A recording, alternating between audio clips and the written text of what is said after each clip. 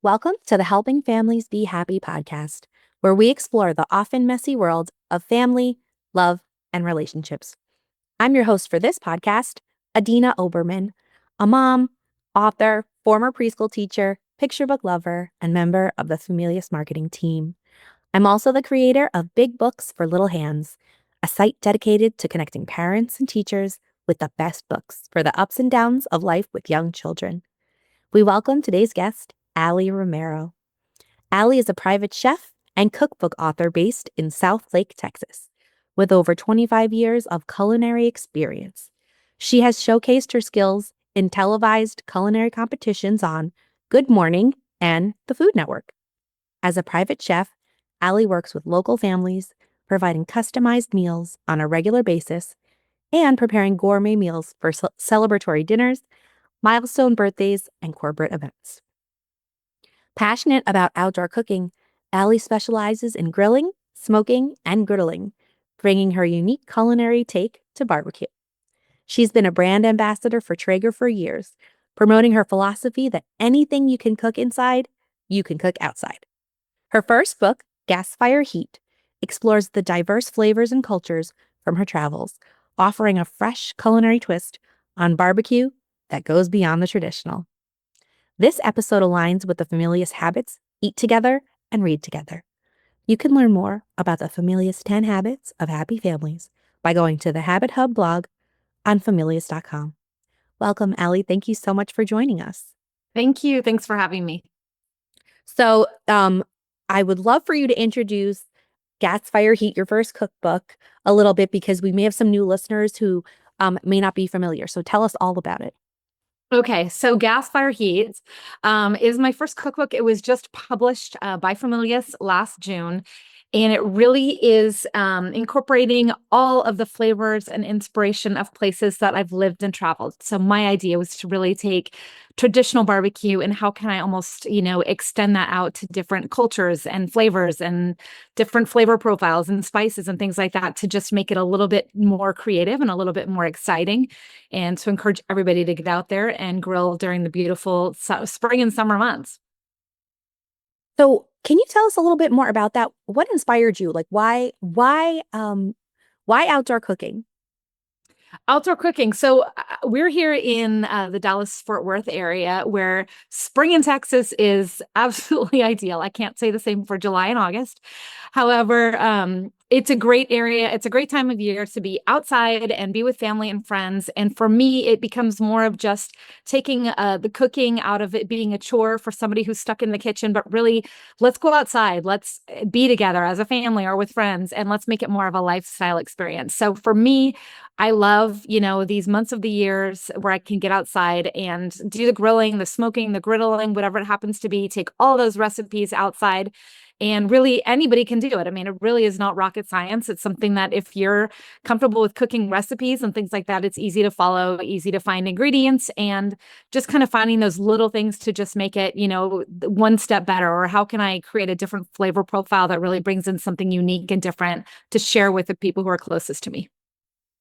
That really resonates with me because I do a lot of the cooking in our house for my family, but I Mhm. tend to sort of think of the grill as the place where my husband is kind of in charge and responsible.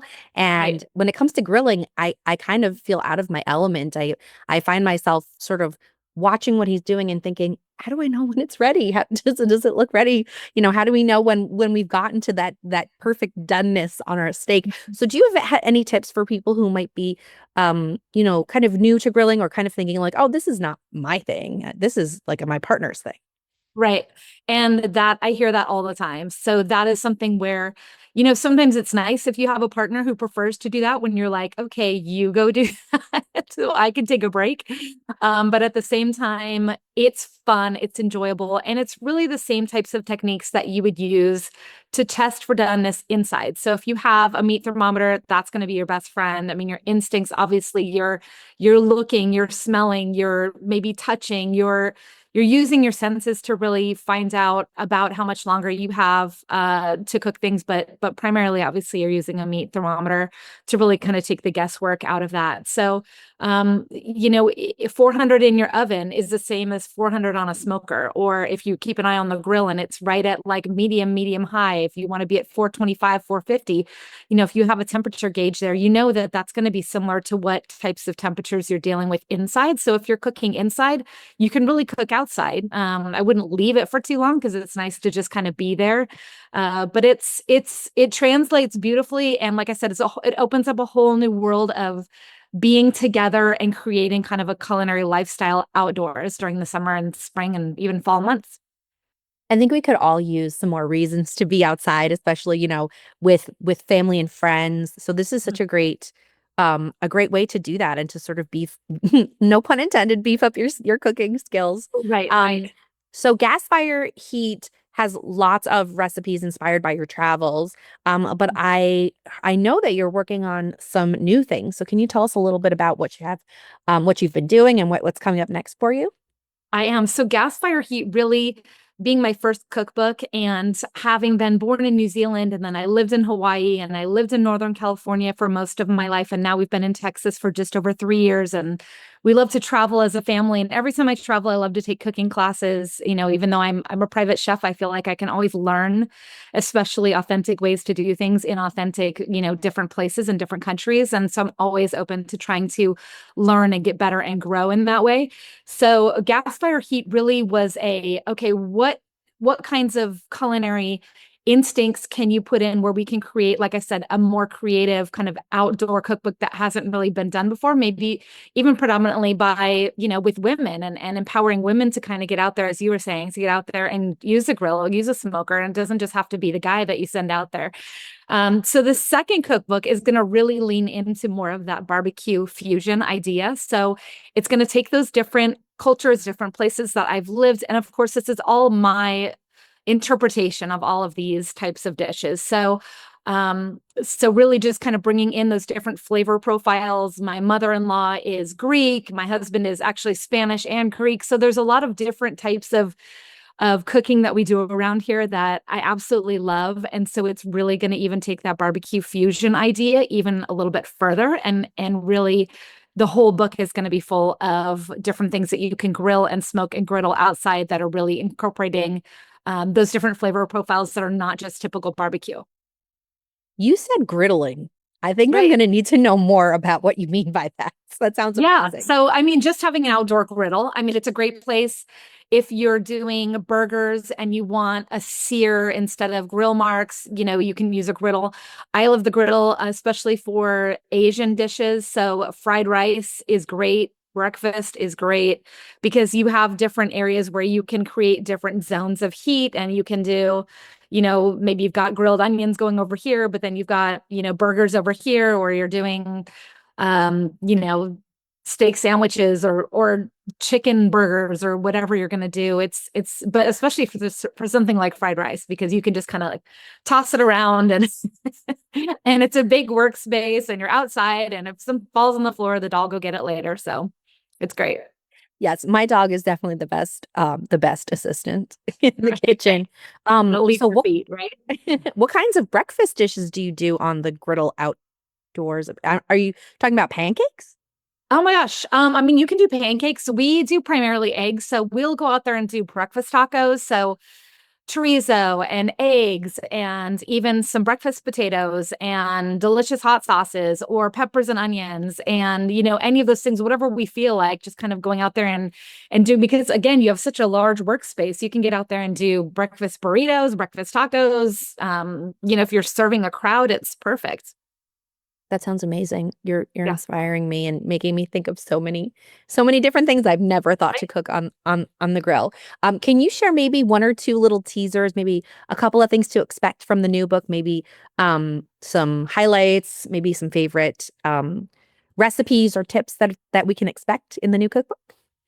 The new cookbook is going to be full of little chef tips, as I call them. So, like I did with Gas Fire Heat, I like to kind of lay out the full recipe and instructions and all of that. And then below that, I'll enter any chef tips. So, little things just to remember, like if you're using skewers. The other day, I made some Hawaiian inspired pork skewers with the chili water, which chili water they serve with a lot of, pork and vegetable and chicken dishes in Hawaii. And it just kind of adds like a little bit of spice. You can kind of tweak it for however tolerant you are with spice levels. But things like, remember, if you're going to use, or you only have wooden skewers, remember to soak them for an hour so that they don't burn up on the grill if you are not using metal skewers.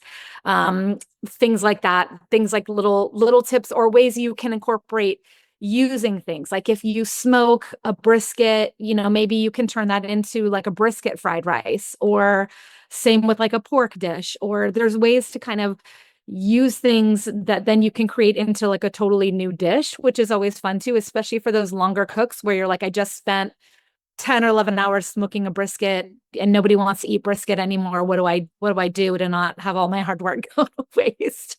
So I'm big on that and kind of recreating things, but yeah, just fun ways to use, or another thing that I've incorporated that I did in gas fire heat that I'm doing again is using a vertical spit. So vertical spit has a little tray at the bottom of it, and it's exactly as it sounds. It has a spit that goes this way where you can stack meat or chicken or pork or whatever, throw it on your smoker, and you're kind of creating more of that experience sometimes that you find with like Euro meat, or you find with maybe al pastor. The different cultures use, different types of kind of slow cooking their meat from the outside in, and continuing to baste with all of the juices and the flavors that kind of drip down on the bottom of the tray. So, recipes like that, but, just fun and creative ways to kind of take things. How can I take something I love having and make it at home with what I have? Use what you have. That's fantastic. I think I love that idea. I think it's so easy to get caught up in that. I need to buy the newest gadget or the new, especially, the newest kitchen tool in order to try something new. And it sounds like you really don't. You just need to sort of think creatively and get some tips from an expert like you. I wanted to also make sure we talk about your work with Traeger. I know you recently attended the Traeger Summit. So can you tell us a little bit about that? Yeah, that was great. I mean, the Traeger is a phenomenal company. I have nothing but the utmost respect for the company, for Jeremy Andrus, who is the CEO. It's located in Salt Lake City, Utah. And I was asked to join their team about 7 years ago. And it's really, I'm always in awe every time I go. And they have one every other year or so, with the exception of COVID, where they invite brand ambassadors at all types of cooking levels. There's home cooks and kind of content creators, all the way up through professional chefs. There are professional athletes who are, using Traeger, musicians, um, BMX bike riders. It's such a diverse group that they bring in. And it really shows how much food brings everybody together, and how people from all walks of life, all types of experience, but they all have one thing in common, and that's the love of great tasting food. And so I got to go for, I think this was 3 days. They have events, spread out over a couple of days, and welcome dinners, and share new product developments. At this one, they just had launched a new version of one of their grills. And so it's a phenomenal experience to be there. And like I said, I always just leave there in awe of the people I've talked to, the people I've always wanted to meet, or that we can, have a conversation over and share ideas. Okay, how'd you handle this? What'd you do with that? And it can be in regards to work and being a private chef, or it can be in regards to, okay, what's your favorite thing to cook on the Traeger? But everybody has that shared common love of great tasting food, and it's a great group, and I'm so proud to be a part of it, but I also am just continually impressed by it. That sounds like the perfect experience, and really shows um just another source for all of the creative ideas and amazing flavors that you bring to the people that you work with, and to your work, to the cookbook. So I am so looking forward to checking out the new cookbook when it comes out in 2026. I'm also thinking that as you're talking, I'm thinking about Mother's Day and Father's Right. Day gifts, and I'm thinking that this is the perfect gift. This is the perfect gift. I mean, there's So many recipes in here that, I mean, everything from seared ahi poke, so things that are really quick and easy, to longer braises, but I have one in here for a roast con pollo, but things that can be cooked in a pan directly, on the smoker. Actually, this is one that was my husband came up with. And one Father's Day, he wanted me to come up with this double cut pork chop with his peach bourbon jalapeno glaze. And from some of the people that he works with, I hear comments all the time about how they continually make that recipe. So that's exciting. But yeah, speaking of Mother's Day and Father's Day, there's lighter things and then there's heavier things and there's all kinds of delicious ideas and ways to just be outside and enjoy the beautiful weather together. That sounds like the most perfect gift for anyone. So thank you so much for sharing that. As we begin to wind down, I want to make sure that our listeners can find out more about you and can find you online. So tell us where we can find you. Okay, great. Yes. So I know, as you mentioned at the beginning, I'm a private chef and I'm located in Southlake, Texas, which is in the Dallas-Fort Worth area. And I have a website, which is allyromero.com, Ally with a Y, for anyone who's old enough to remember the reference from Karate Kid, Ally with an I, I'm Ally with a Y. And my Instagram is Ally Romero, which is my name. I'm on LinkedIn. I'm on Facebook as Ally Romero Private Chef.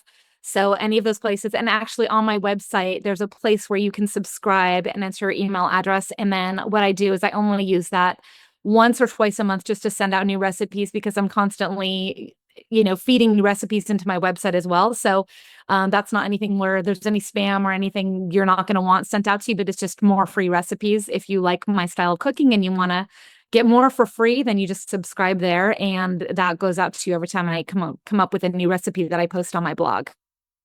Definitely something that I wouldn't want to miss. So thank you so much for that. Thank you so much for being with us today, Ally. Thank you for having me. As And we yeah, conclude, Gas Fire Heat is available everywhere books are sold online. So that you can get, pretty instantaneously. And I'm excited for the next book that you guys are publishing with me when we're doing that in fall of 2026 and then be able to pre-order that one when it's available as well. we can't wait. As we conclude today's podcast, I'd like to thank Familius for their support in bringing this podcast to your ears and your heart. We'd be thrilled if you subscribed to the podcast and left us a review.